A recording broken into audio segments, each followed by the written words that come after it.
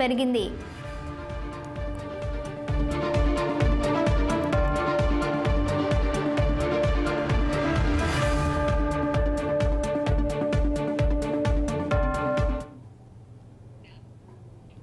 దేశవ్యాప్తంగా పార్లమెంట్ ఎన్నికల సందడి కొనసాగుతుంది. కొత్త పాత నేతలు కథన రంగంలోకి కాలు దువ్వుతున్నారు.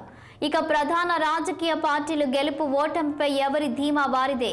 అయితే ఎన్నికల్లో కొన్ని పార్లమెంటు స్థానాలు జనంలో ఆసక్తికర చర్చగా మారుతున్నాయి.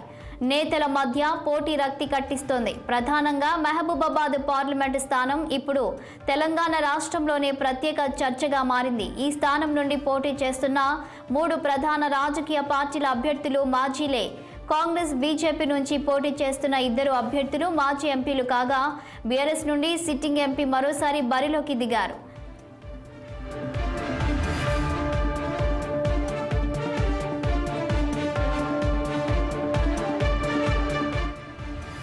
మహబూబాబాద్ లోక్సభ ఎన్నికల్లో పోటీ పడుతున్న 3 ముఖ్య నేతల్లో కాంగ్రెస్ అభ్యర్థి పోరిక బలరాం నాయక్ 2009లో మహబూబాబాద్ పార్లమెంటు స్థానం నుండి గెలిచి లోక్సభలో అడుగుపెట్టారు. బీజేపీ నుండి బరిలోకి దిగుతున్న ప్రొఫెసర్ అజ్మీరా సీతారాం నాయక్ 2014లో ఇదే పార్లమెంటు స్థానం నుంచి బీఆర్ఎస్ ఎంపీగా ఎన్నికయ్యారు. 2019లో మౌలూద్ కవిత మహబూబాబాద్ పార్లమెంటు స్థానం నుంచి బీఆర్ఎస్ ఎంపీగా ఎన్నికయ్యారు. ఈ నియోజకవర్గం నుంచి పార్లమెంటులో అడుగుపెట్టిన ఏకైక గిరిజన మహిళగా చరిత్ర సృష్టించారు. ప్రస్తుతం ఈ 3 మహబూబాబాద్ పార్లమెంటు స్థానం నుండి మరోసారి ఎంపీగా ఎన్నికల బరిలో నిలుస్తున్నారు. బలరాం నాయక్ కాంగ్రెస్ పార్టీ నుంచి 4వసారి ఎన్నికల బరిలో నిలుస్తుండగా, అజ్మీరా సీతారాం నాయక్ బీఆర్ఎస్ను వీడి బీజేపీలో చేరి టికెట్ దక్కించుకొని 2వసారి ఎన్నికల బరిలో నిలుస్తున్నారు. ఇక బీఆర్ఎస్ అభ్యర్థిగా సిట్టింగ్ ఎంపీ మౌలూద్ కవిత 2వసారి ఎన్నికల బరిలో నిలుస్తున్నారు.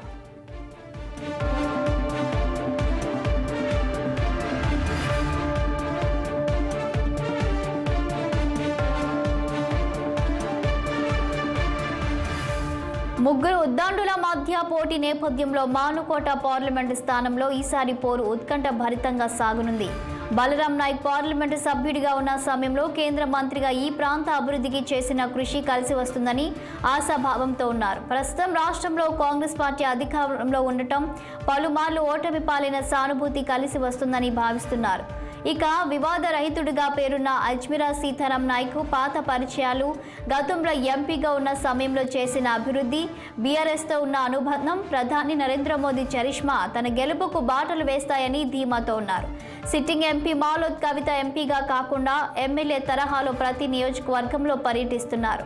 సమస్యల పరిష్కారానికి విశేషంగా కృషి చేయడం, అధికార కాంగ్రెస్పై ప్రజల్లో భ్రమలు తొలగి తన గెలుపునకు అనుకూల అంశాలుగా మారుతాయనే ఆశాభావంతో ఉన్నారు. రాష్ట్రంలో 3 దిగ్గజాలు పోటీ పడుతున్న మహబూబాబాద్ పార్లమెంటు స్థానం ప్రతిష్టాత్మకంగా మారింది. మరి మానుకోట ప్రజలు ఎవరిని 2వసారి పార్లమెంటుకు పంపుతారో చూడాలి.